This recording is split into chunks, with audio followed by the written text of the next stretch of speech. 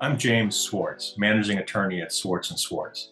So semi-truck accidents can be particularly dangerous. Part of the reason, of course, is that trucks are particularly heavy, large, and the accidents they're involved in can cause severe injuries relative to other types of accidents on the roadways. So victims suffer, of course, physical injuries, financial injuries, emotional injuries, all of which need to be addressed in any claim for damages. Also, with respect to semi-truck accidents, it's important to remember that victims may sue not only the driver responsible for the accident, but also that driver's employer or the trucking company in many instances. But whether and how to sue different entities requires some investigation and some involvement by an attorney with experience in this area. So we often get asked, how long does it take to resolve a claim that's pursued against a trucking company? The answer is it really depends on a number of different factors, including whether the suit is against the individual driver or against the company who hired that driver. So let's look first at lawsuits against at-fault truck drivers. So those suits, much like car accident lawsuits, might take a shorter time to resolve than those pursued against other entities.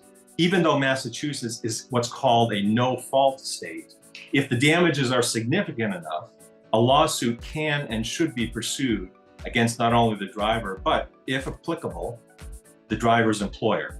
With regard to insurance coverage, policies for trucks tend to be much larger than those for cars. Why? Because again, these types of accidents tend to be much more severe and tend to cause much more serious damages. So, if an accident is caused solely by the driver of a truck, then a lawsuit might proceed just against that driver to recover compensation. But what about, again, the driver's employer or the trucking company? There are many instances when the trucking company can and should be part of that lawsuit as a defendant. So what are those instances? Well, one is known as vicarious liability. So what that means is the trucking company is responsible for any injuries caused by its employee, the driver. That's known as vicarious liability. But also, the investigation might reveal that the trucking company has independent liability. That is, its own negligence might have caused or contributed to an accident. For example, maybe the trucking company didn't adhere to regulations, including safety regulations with respect to the truck. Or maybe the trucking company was negligent in its hiring and training practices with respect to the particular driver involved in the accident.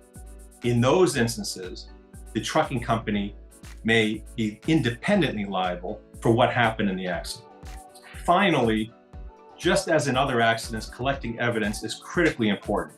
So the police at the scene will do a thorough investigation, and there'll be a report that will be generated. That report becomes very important as a foundation for the further investigation that needs to happen.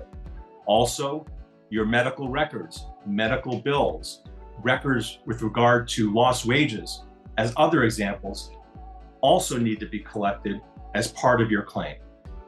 So if you have questions about your trucking accident case, contact Swartz & Swartz.